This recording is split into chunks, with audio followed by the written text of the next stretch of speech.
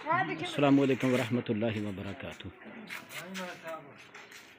1 मार्च बरोज़ जुमातुल मुबारक बागनिया कोना में बाद अज़ नमाज़ इशा एक अज़ीम शान सालाना महफ़िल मिलाद मुस्तफ़ा सल्लल्लाहु अलैहि वसल्लम हो रही है। तो इसके लिए ना ये चांद गाड़ी के ऊपर ये माइक और स्पीकर रख के ना, तो इधर के जितने भी अतराफ़ के गाँव हैं ना, वहाँ पे हम ऐलान करने के लिए जा रहे हैं महफ़िल का।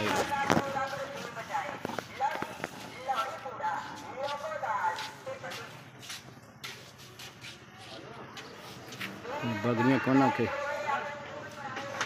मनाज़र हैं।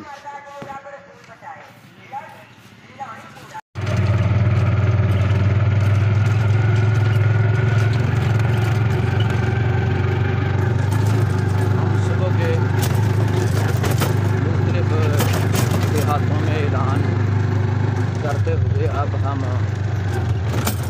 अरूब चंद पहुँच चुके हैं। सामने जनाब अरूब चंद गाँव है।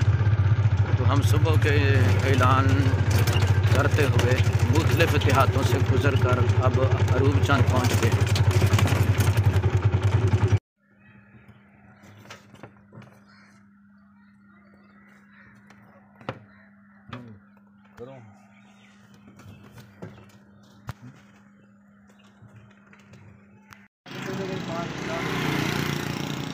पीछे कार